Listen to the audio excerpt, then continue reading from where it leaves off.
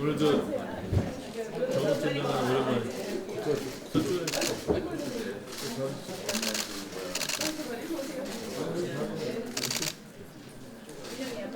자, 자리를 정돈해 주시기 바랍니다. 바른미래당 제43차 원내정책회의를 개의하도록 하겠습니다. 의원님들 많이 오셔서 제가 부자 된 느낌입니다. 감사합니다. 힘내십시오. 예. 나누세요 좀. 네. 제가 먼저 국회 정상화 문제와 관련해서 한 말씀 드리겠습니다. 지난 월요일 원내대표 회동 이후에 원내 수석께서도 또 물밑에서 접촉을 하고 있고 또 저 개인적으로도 양당의 원내대표와 수시로 논의를 하고 있습니다. 국회법상 6월에는 어차피 임시국회를 열게 돼 있으므로 국회 정상화 취지를 살리려면 이달 안에 5월 임시국회 소집이라도 하는 것이 바람직하다고 생각합니다. 정치 공방은 이미 지난 한 달 상호 간에 원 없이 했으니 이제 서로 한 발씩 물러서서 국회 정상화를 위한 중지를 모아야 할 때라고 생각합니다. 그런 의미에서 어제 민주당 비공개 의총에서 쏟아진 강경 발언들에 대해 우려를 표하지 않을 수가 없습니다. 패스트트랙 자체를 부정하고 철회를 요구하며 장애로 나간 자유한국당에도 유감 표명도 못하고 고소고발 취하도 없다면서 조건 없이 들어오라고 사실상 백기투항을 요구하면 협상이 어찌 진전되겠습니까? 야당에게 최소한의 국회 복귀 명분을 만들어 주는 것 또한 국정 운영을 책임진 집권당에 감당해야 할 몫입니다. 강경 일변도로 나가는 자유한국당에 이어 민주당까지 강대강으로 맞불을 놓게 되면 소모적인 정쟁만 끝없이 반복될 뿐 국회 정상화의 출구는 찾기 어렵게 될 것입니다.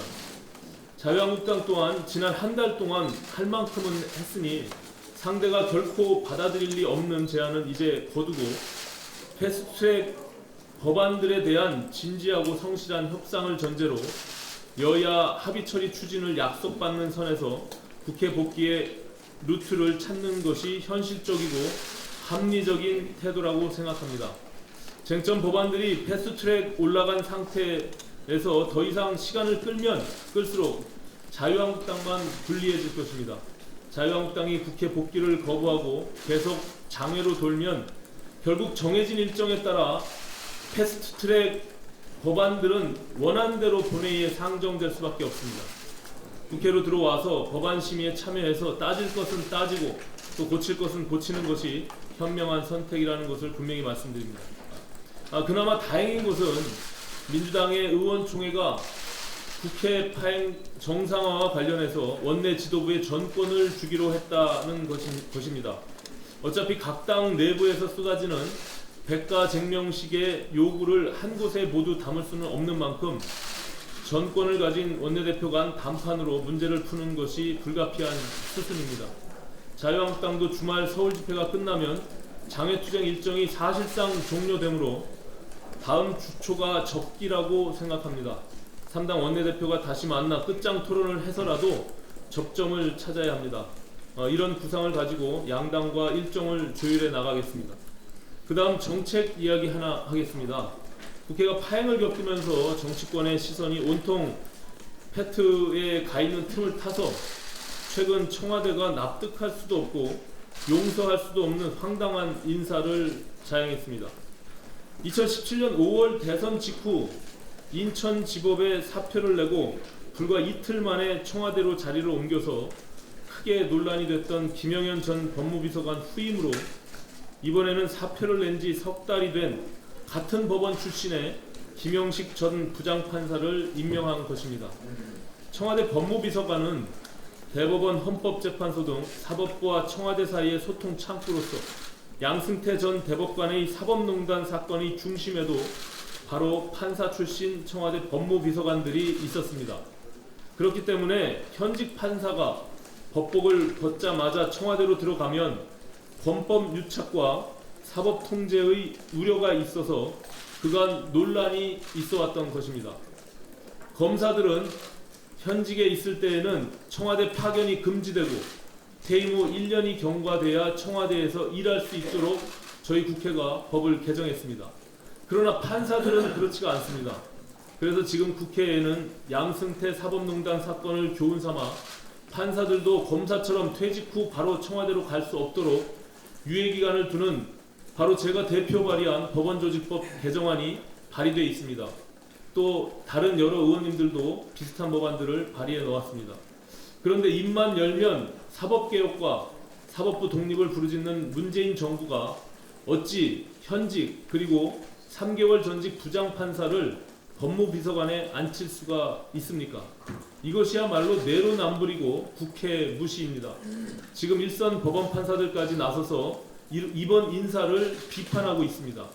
청와대는 김영식 법무비서관 임명을 지금이라도 철회할 것을 강력히 촉구합니다. 덧붙여서 엊그제 여권이 검경수사권 조정과 관련해서 당정청 협의를 열고 경찰 권한의 분산을 위해 경찰청장과 지방청장 지휘를 받지 않는 국가수사본부 설치를 결정했다고 합니다.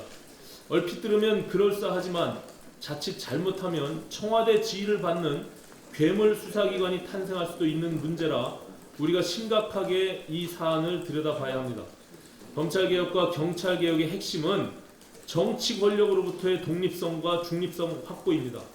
경찰 권한의 분산도 좋지만 그 핑계로 경찰청장 지휘를 안 받고 청와대 지휘를 받는 수사본부가 등장한다면 이것 또한 돌이킬 수 없는 재앙이 될 수 있습니다.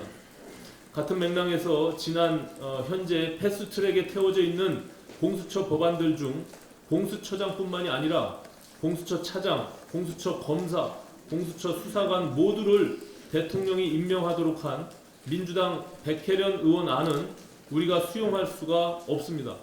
백 의원 안대로라면 야당의 비토권을 행사해서 공수처장을 중립적 인사로 세운다 해도 청와대가 임명한 검사들이 얼마든지 공수처장을 허수아비로 만들고 청와대와 직거래를 주고받을 수 있는 심각한 문제가 발생할 수 있습니다. 따라서 차장 이하 검사와 수사관들은 인사위원회를 거쳐서 공수처장이 직접 임명하도록 한 우리 당의 권은희 의원 안이 반드시 관철돼야 하고 관련 현안들의 소관 상임위인 법사위, 행안위 그리고 사개특위 위원들께서 이 문제들에 대해 꼼꼼히 짚어주실 것을 당부드리겠습니다. 고맙습니다. 정책위 의장 최일래입니다. 의정부에서 일가족을 죽음으로 몰아놓은 가장 큰 원인이 가계부채임이 확인되었습니다. 한국은행이 22일 발표한 2019년 1분기 중 가계신용에 따르면 가계부채 잔액이 사상 최대인 1,540조 원으로 집계되었습니다. 전년 동기 대비 71조 8천억 원, 4.9%가 늘어난 수치입니다. 정부의 대출 규제 정책으로 가계부채 증가세가 둔화되긴 했지만 여전히 가계 소득에 대비해서는 가계부채가 빠르게 증가하는 추세입니다. 한국의 1분기 경제 성장률도 전기 대비 마이너스 0.4%로 경제협력개발기구 회원국 가운데 꼴찌로 집계된 바 있습니다. 또한 OECD와 KDI는 한국 경제 성장률을 2.4%로 낮추었습니다. 고용노동부 최저임금 현장 실태 보고서는 최저임금 인상 부작용을 처음으로 인정하였고 실제 고용은 계속 줄어들고 소득 분배의 양극화도 가속화되고 있습니다. 문재인 정부는 현실을 똑바로 인식해야 합니다. 그리고 세금을 통한 경기 부양만이 해법이 아닙니다. 근본적으로 한국 경제의 구조 개혁이 필요합니다. 재벌개혁, 노동개혁, 규제개혁, 공공개혁 등 근본적인 구조 개혁이 되지 않는다면 부양 효과는 없고 국가 부채만 늘어날 것이고 성장을 한들 양극화는 심화될 것입니다. 정부는 한국경제 구조개혁에 적극 나설 것을 촉구합니다. 최근 감사원에서 직업능력개발사업 추진실태 감사보고서를 발표하였는데 일자리 사업 예산의 취업률 뻥튀기, 불법 집행, 부정수급 등이 드러났습니다. 2013년부터 17년까지 1조 5천억 원이 투입된 상위 10개의 훈련기관의 훈련 과정의 수료자가 훈련 관련 직종에 취업한 취업률과 훈련과 무관하게 취업한 단순 취업률의 차이가 작게는 10%에서 크게는 50%로 직업훈련기관들이 직업훈련과 무관하게 취업한 사람들을 직업훈련을 통해 취업한 것처럼 뻥튀기 하였습니다.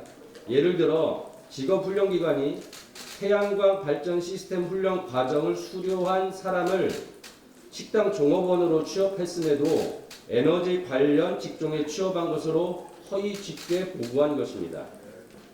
더구나 단순 취업률과 훈련 관련 직종 취업률의 차이가 20%를 초과하는 직업훈련 기관의 비중이 2013년 35%에서 2017년 53%로 계속 증가하는 실정입니다. 즉, 정부 주도의 직업훈련 사업이 위장 취업 전문 사업으로 된 것은 아닌가 싶습니다. 또한 정부 위탁 사업자는 차명 계좌를 이용하여 강사료 일부를 돌려받은 사실이 감사 결과 적발되었습니다. 속된 말로 나라에 돈이 없는 것이 아니라 도둑이 너무 많은 것입니다. 정부는 이번 감사 결과 시정에만 머물 것이 아니라 전체 일자리 사업에 대해서도 철저히 점검하여 2020년 예산 편성에 반영해야 될 것입니다. 바른미래당은 낭비성 사업, 중복 사업, 성과가 낮은 사업을 폐기하고 예산을 삭감하는 진짜 지출 구조조정과 정부의 강도 높은 재정 개혁을 요구한 바 있습니다. 정부는 무턱대고 추경 예산을 편성하여 국회 통과를 요구하기 전에 곳곳에서 새고 있는 나라 곳간을 철저히 점검해야 될 것입니다. 마지막으로 짧게 하나 더 말씀드리겠습니다. 지난 15일 인천 축구클럽 차량이 신호를 위반하여 어린이 2명이 목숨을 잃는 안타까운 사고가 있었습니다. 안전벨트 미착용, 마주보기 좌석 앉기 같이 기본이 지켜지지 않은 것이 주된 원인으로 추정됩니다. 성인 보호자가 동승해 안전벨트 착용 등 안전 확인 의무를 부여한 일명 세리미법 도로교통법 개정안이 2017년 시행되었습니다. 하지만 이번 사고는 축구클럽 차량은 통합 차량이 아니라는 이유로 성인 보호자 동승 의무 대상이 되지 않았습니다. 미처 법안에서 다루지 못한 사각지대 때문에 우리 어린이들의 안전이 위협받은 것입니다. 바른미래당 김수민 의원님이 발의한 학원법 개정안은 스포츠클럽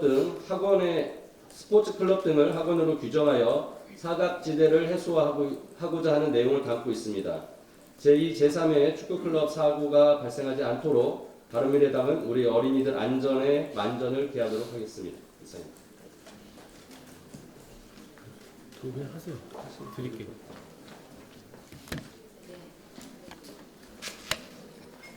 정부가 2019년도 추경을 추진하면서 약 9조 원 규모의 추경이 필요하다는 IMF의 보고서를 전가의 보도처럼 활용을 했습니다.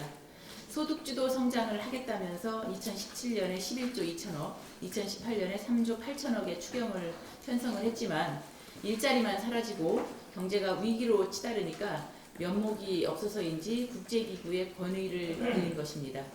정부는 지난 21일에 OECD가 발표한 경제 전망 보고서에 올해 우리나라 경제 성장률을 2.6%에서 2.4%로 하향 조정했다면서 경제 정책 실패에도 반성을 하기는커녕 OECD 자료를 추경의 필요성을 강조하기 위한 도구로 이용을 했습니다.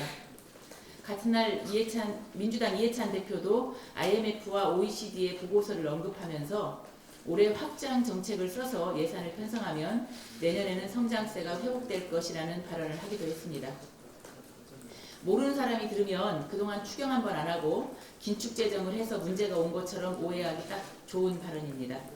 이는 정부가 소득주도 성장의 책임을 은폐하고 문제의 본질을 왜곡하는 전형적인 언론 플레이라고 볼 수 있습니다. 그런데 문재인 정부 출범 이후에 해마다 추경을 했고 올해는 469조 6천억 원에 달하는 슈퍼 예산을 편성을 했습니다. 더욱이 기재부가 OECD 보고서를 번역하면서 정부의 최저임금 인상이 일자리를 감소시켰다는 내용을 통째로 드러냈다는 사실이 어제 언론 보도를 통해서 밝혀졌습니다. 경기 침체를 극복하기 위해서 재정 지출을 확대해야 한다는 내용만 취사 선택해서 번역했을 뿐 제조업 분야의 구조조정과 두 자릿수의 최저임금 인상이 일자리 창출을 더디게 하고 있다는 OECD 보고서의 한국 관련 파트 첫 문단의 내용은 제외된 것입니다. OECD 보고서는 2018년에서 2019년 사이에 29%에 달하는 최저임금 인상이 취업을 어렵게 했다고 직접 지적하기까지 했는데 기재부의 번역본에서는 이와 관련된 내용을 전혀 찾아볼 수 없었습니다. 소득주도 성장이 효과가 없자 통계 자료를 주무르는 통계주도 성장으로 가더니 이제는 번역 내용까지 입맛대로 선택하는 번역주도 성장을 하겠다는 것입니까? IMF와 OECD의 보고서를 들먹이며 추경을 하려면 정부가 IMF와 OECD가 지적하는 소득주도 성장부터 철회를 하고 추진을 해야 할 것입니다. 한 가지만 더 하겠습니다. 한수원이 안전한 원전 운영에 총력을 기울여야 할 것입니다. 지난 10일 한빛 원자력 발전소 1호기가 재가동 승인 하루 만에 수동 정지하는 중대한 사고가 발생을 했습니다. 원자력 안전위원회에 따르면 이번 사고는 당시 한수원 직원들의 인적 실수와 법 위반이 핵심 원인이었던 것으로 나타났습니다. 원자력 제어봉 운전자는 계산을 잘못해서 제어봉을 과다 인출했고 그 결과 원자로 출력이 운영 기술 지침서상 제한치인 5%를 넘겨서 18%까지 폭등을 했습니다. 출력이 제한 기준을 넘으면 원자로를 즉시 세워야 하는데 이 직원이 본인이 자의적으로 판단해서 출력을 낮춰 계속 운전을 시도를 했습니다. 또 이 과정에서 면허가 없는 정비원이 제어봉을 조작한 정황도 포착됐습니다. 이번 사고를 놓고 일부 원자력 전문가들과 반원전 시민단체들은 원자로 출력 급증은 순식간에 중대 사고로 이어질 수 있는 매우 위험한 일이라며 불안하고 위험한 원자력 발전소는 당장 문을 닫아야 된다고 주장하고 있습니다. 물론 이번 제어봉 과다 인출로 인한 원자로 출력 급증 사고는 처음 있는 일이고 그래서 충격을 주고 있고 국민들을 불안하게 하는 것은 사실입니다. 하지만 많은 전문가들은 인적 실수나 법 위반에 대한 처벌을 통해서 재발 방지 조치를 취하는 것은 당연하지만 언론에서 원자력에 대한 공포를 조장하는 것은 문제가 있다는 지적도 하고 있습니다. 실제 한빛 1호기의 경우에 제어봉 인출이 계속되었더라도 원자로 출력 25%에서 원자로가 자동 정지되도록 설계되어 있어서 체르노빌 같은 폭발 위험은 전혀 없다는 것입니다. 이번 사고를 계기로 한수원은 통렬하게 반성을 하고 조직 기강 확립과 원전 안전 운영 제도 강화에 총력을 기울여야 할 것입니다.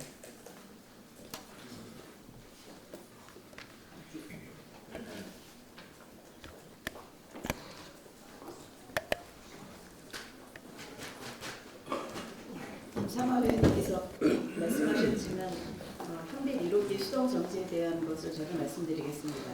원자력 안전위원회가 지난 10일 한빛 1호기 수동 정지 상황이 발생할 당시에 한수원의 위법한 상황들을 발표했습니다. 즉각적 가동 중단이 필요한 위급한 상황임에도 불구하고 12시간이나 조치가 이루어지지 않았을 뿐 아니라 면허도 없는 사람이 불법적으로 원전 제어봉을 조작한 사실이 드러났습니다. 저는 이번 사건의 근저에는 세계 최고의 원자력 기술을 보유하고 있음에도 불구하고 탈원전이라는 구호에만 매몰되어서 국내 원자력 안전 기술과 원자력 안전 인식까지 포기해버린 정부의 잘못이 있다고 생각을 합니다. 갑작스런 탈원전 선언으로 원자력 기술은 물론 원자력 안전에 대한 기술 개발과 산업 발전은 뒷전이 되었습니다. 우수한 원자력 분야 인력은 외부로 유출되고 원자력 안전을 위한 기술 개발과 부품 생산은 설 자리를 잃고 있습니다. 세계 최고로 평가받는 국내 원자력 기술이 정부의 갑작스런 탈원전 정책으로 졸지에 불신의 대상 기피 산업이 되었습니다. 정부는 이번 한빛 1호기 수동 정지 사건이 탈원전에 매몰된 정부의 안일한 원자력 안전기술 인식에서 비롯된 결과라는 것을 인정해야 할 것입니다. 우리나라에는 아직도 19개의 원전이 국내 소비 전력의 30% 정도를 책임지고 있습니다. 또한 포화 상태의 사용 후 핵 연료 문제도 심각한 상황입니다. 원전을 안전하게 운영하고 사용 후 핵연료 처리를 위한 기술 개발이 지속적으로 이루어지려면 원전을 적폐 또는 탈폐해야 될 것으로 치부해 버려서는 안 될 것입니다. 다행히 최악의 사고는 면한 한빛 1호기의 수동 정지 사태를 반면교사 삼아서 지금이라도 정부는 탈원전 정책에서 벗어나 운영 중인 원전의 지속 가능한 기술 개발과 원자력의 안정적인 운영 방안을 마련해야 할 것입니다. 또한 국회 과방위에서는 전체 회의를 개최해서 원자력 안전위원회의 현안 보고를 통해 정부의 원자력 안전 정책을 전면 검토해야 할 것입니다. 바른미래당은 원자력 발전소의 안정적인 운영과 관련 기술이 사정되지 않도록 지속 가능한 원자력 안전 기술의 발전 방향을 만들기 위해 노력하겠습니다. 이상입니다.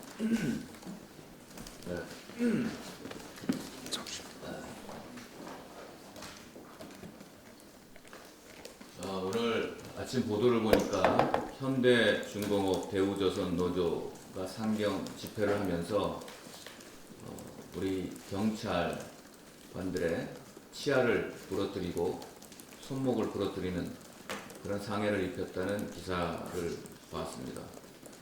그 민노총의 폭력 시위는 이미 선을 넘었습니다. 나라다운 나라에서 발생할 수 없는 일들이 자꾸 반복해서 발생하고 있습니다. 이건 나라도 아닙니다. 일부 과격한 노조원들이라고 해도 공권력의 훼손 행위는 엄격하게 엄벌에 처해야 됩니다. 국회 당장을 부셔도 괜찮고 기업 임원을 감금하고 폭행해도 아무런 탈이 없고 경찰을 폭행하고 치아 또 손목을 부러뜨려도 문제가 없다면 정말 경찰은 그냥 맞고만 있어야 합니다. 민노총 노조원들도 우리 가족이지만 그 경찰관들도 우리의 소중한 가족이고 우리의 형제 자매며 동생 조카들이라는 것을 알아야 합니다. 제복의 공권력 훼손을 이렇게 방기하는 나라는 후진국입니다. 이에 대해서 행안부 장관과 경찰청장은 책임을 져야 합니다. 이런 식이 계속된다면 전쟁이 나도 군인은 군인대로, 불이 나도 소방관들은 소방관대로, 또 범죄가 발생해도 경찰은 경찰대로 나서지 않는 국민 안전 암흑의 시대가 도래할 것입니다. 두 번째, 이공개가 아니라서 벤처 승인을 하지 못한다라는 규제가 심각한 이 대한민국입니다. 그럼에도 불구하고 오늘은 타다 관련한 문제로 한 말씀 드리겠습니다. 그 문제로 최정부 금융위원장하고 이재용 소카 대표의 다툼이 가관입니다. 제가 볼 땐 도찐개찐입니다. 4차 산업혁명의 길, 또 공유경제의 길 분명히 열려야 합니다. 그 기반을 막을 수 없습니다. 그런데 이해상충 당사자 간의 갈등을 최소화해야 되는 국가의 제도적 준비는 완벽하게 구비되어야 됩니다. 저도 타다를 타봤습니다. 국민의 편의성 높아진 거 분명히 인정합니다. 하지만 국민의 편의성이 높아졌다고 해서 제도적으로 미비한 부분이 있는데도 괜찮다라고 할 수 없습니다. 또 택시업계 반발도 우리는 들여다볼 필요가 있습니다. 제가 몇 가지 부문에 대해서 얘기를 드리겠습니다. 첫 번째, 타다는 자동차 대여 사업입니다. 개인 단체가 자동차 대여 계약을 체결해서 여러 승객을 탑승시키는 것입니다. 그런데 기존 렌트카는 차고지에서 고객들이 차를 인도하고 또 가져다 돌려주고 합니다. 여객 자동차 운수 사업법을 보면 1인 또는 동일 집단이 기사를 포함한 승합 렌트카를 대여해서 단일 출발지, 단일 목적지로 이동하는 것을 알선하는 렌트카 대여 행위 알선 중개업이라고 했습니다. 그런데 이 기존의 렌트카처럼 계약하는 차고지에서 차가 출발하는 게 아닙니다. 시내를 돌아다니다가 콜이 오면 승객한테 다가가는 그런 업무 형태를 띠고 있습니다. 이 여객 자동차 운수 사업법 34조 2항을 보면 운전자 알선을 못하게 되어 있는데 시행령에 예외 조항을 둬서 11인승에서 15인승까지의 승합차는 운전자를 고용할 수 있게 되어 있습니다. 그러니까 예외적으로 기사를 알선 받을 수 있는 그런 조항이 되는 겁니다. 근데 승객은 11인 승합차를 임차하고 운전자를 고용하는 순서, 그런 순서임에도 불구하고 이게 거꾸로 되어 있는 겁니다. 운전자를 이미 업체가 고용을 해놓고 승객의 승합차 임차, 이게 순서가 뒤바뀌어 있다. 같은 행위를 하더라도 순서가 뒤바뀜에 따라서 많은 하자점이 발생할 수 있다는 걸 우리가 알아야 됩니다.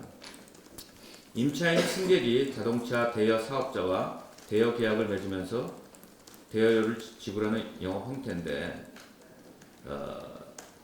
이게 지금 11인승만 해당이 된다면 왜 승용차에는 운전 기사를 고용할 수 없게 되어 있습니까? 당국의 얘기를 들어보면 뭐 외국인이라든지 또 고령자를 위해서 운전자를 고용할 수 있게 해준다는데 그분들도 그렇게 대형차를 필요로 하지 않고 승용차를 빌려서 여행을 하고 렌트를 할 수 있는 그런 경우들이 많이 있습니다. 앞뒤가 좀 맞지 않는다.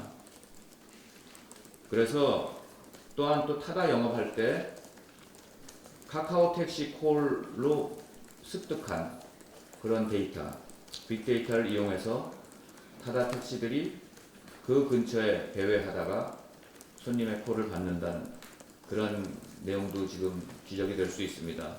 이것은 정보통신망법에 위반이 되는 것은 아닌지, 또 카카오톡 그 본사와 소카라는 회사가 그 내부 정보, 빅데이터를 서로 거래하면서 이용하는 그런 내부자 거래에 해당하지 않는지 그 여부도 우리 들여다봐야 됩니다. 종합적으로 정부가 제도의 준비가 미흡하기 때문에 이런 이해 상충자 간의 갈등이 발생하는 거 철저하게 제도적인 완비를 먼저 해야 된다.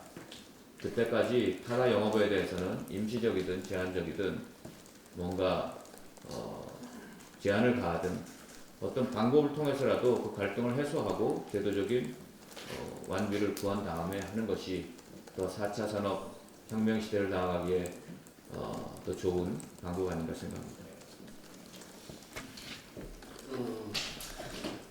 우리 바른미래당 오랜만에 제가 나왔습니다. 바른미래당이 최고위가 지금 매우 분열로 국민들한테 많은 실망을 주고 있기 때문에 우리 원내대책위가 국민 먹고 사는 문제 해결하는 그러한 우리 민생 실용정당의 가치를 국민들에게 이제는 제대로 보여줄 수 있도록 원내대책회의가 활성화됐으면 좋겠다. 그런 의미에서 제가 나왔습니다. 대표님 좋습니까? 네. 어저께 딱 제가 상임위가 농림해양 상임위원인데 작년 지방선거에 농식품부 장관을 5개월 동안 그 지자체 선거에 내보내느라고 농업을 패싱하고 또 거기 비서관까지 또 몇 개월 동안 그렇게 해서 농업을 완전히 패싱했는데 최근에 와서 그 연장선상입니다. 농산물 목표 가격, 쌀 목표 가격제가 5년마다 법으로 이렇게 가격을 정하게 돼 있는데 지금 5개월째 그냥 가고 있습니다. 그렇게 지금까지 해왔던 직불금이 쌀 중심으로 되어 있기 때문에 직불 좀 개편하겠다 했는데 또 5개월째 그냥 지나고 있습니다. 국회에 보고 해결해라. 그건 아니죠. 정부하고 집권 여당인 민주당이 아무리 그 국회가 공전되고 있지만 내용적으로는 아주 절실하게 해결해야 되는데 안 하고 있습니다.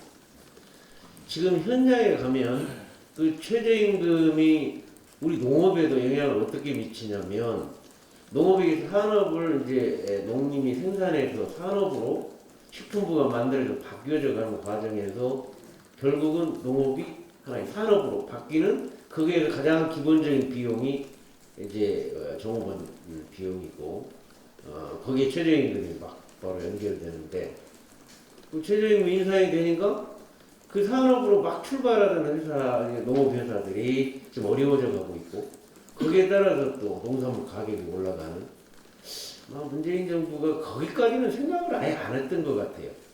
그래서 이번에는 한 2년 지났으니까 그런 부분까지 포함해서 총체적으로 문제 해결 방법을 개선하고 개발해야 된다.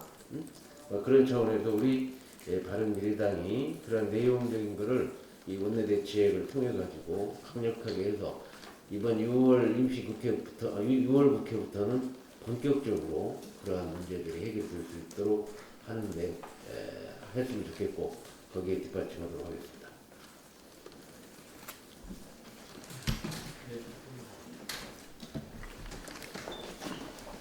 오늘 두 가지가 아니라 한 가지 말씀드리겠습니다. 손학규 대표님께 사과 말씀드립니다. 어제 제가 손학규 대표님의 당 운영 문제를 비판하는 과정에서 부적절한 발언을 한 점 정중하게 사과드립니다. 당내 문제를 두고 치열한 논쟁 중이기 때문에 표현 하나하나가 평소보다 더 정제되었어야 했는데 그러지 못했습니다. 손 대표님께도 찾아뵙고 사과드리겠습니다. 어제 정치인이 끊임없는 혁신하지 않으면 안 된다고 말씀드렸던 건 제 개인적인 경험에서 비롯된 것이었습니다. 얼마 전에 저는 군대 내 휴대폰 사용의 문제점을 지적했다가 청년들로부터 호된 비판을 받았었습니다. 시대 변화를 이해하지 못하고 기존의 고정관념으로만 판단했던 제 자신을 반성하게 되었고 물리적인 나이 차이를 극복하기 위해 끊임없이 혁신하고 소통하지 않으면 안 된다는 깨달음을 얻었습니다. 그와 마찬가지로 민주화 운동했던 사람 역시 혁신하지 않으면 민주주의로부터 탈선할 수 있다는 충언을 드리려던 게 어제 발언의 취지였습니다. 손 대표님 직접 뵙고 사과드리는 자리에서 저희 진심도 잘 전달하겠습니다.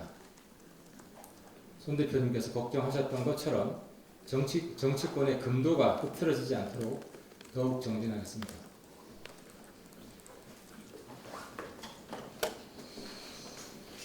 지난 21일 날 저희 방에서 국회 정상화를 위한 교섭단체 상당 원내수석 대표 협상이 있었습니다. 언론에 나온 것처럼 여야 간의 입장만 확인하는 자리였습니다. 저는 민주당과 한국당이 조속한 국회 정상화를 위해서 역지사지하는 마음으로 조금씩 양보하도록 중간에 조언을 했지만 양당은 자기 주장만 앞세운 거듭만 부르다 처음 만남 그 자체의 의미를 두고 헤어졌습니다. 지금 국회에는 시급히 처리해야 될 민생 현안과 법안들이 산적되어 있습니다. 이 자리를 빌어서 부디 성의 있는 자세로 국회 정상화를 위한 협상에 조속히 나설 것을 민주당과 제1야당인 한국당에 촉구합니다. 요즘 청와대가 각 부처나 청와대 소속 직원들을 대하는 꼴을 보면 마치 종 부리듯 대하는 것 같습니다. 청와대에 조금이라도 비판적인 언론 보도가 나오면 정보 유출자를 색출하기 위해서 일단 관련 부처 공무원이나 청와대 직원들의 핸드폰부터 딘다는 겁니다. 그 사례가 연일 언론에 보도되고 있습니다. 이것이 뜻하는 것은 딱 두 가지입니다. 첫째는 청와대가 캥길 일이 그렇게 많다는 것이고, 둘째는 정부 부처나 청와대 직원들에 대한 신뢰도가 땅에 떨어졌다는 증거입니다. 물론 업무상 기밀 보안 유지는 공무원의 기본 복무 수칙입니다. 그러나 청와대 형태는 도를 넘었습니다. 무슨 일이 있든 일단 핸드폰부터 내놓으라고 하는데 어떤 공무원이 충성심을 가질 수 있겠습니까? 제집 종브레드 대한 꼴이 점입가경입니다.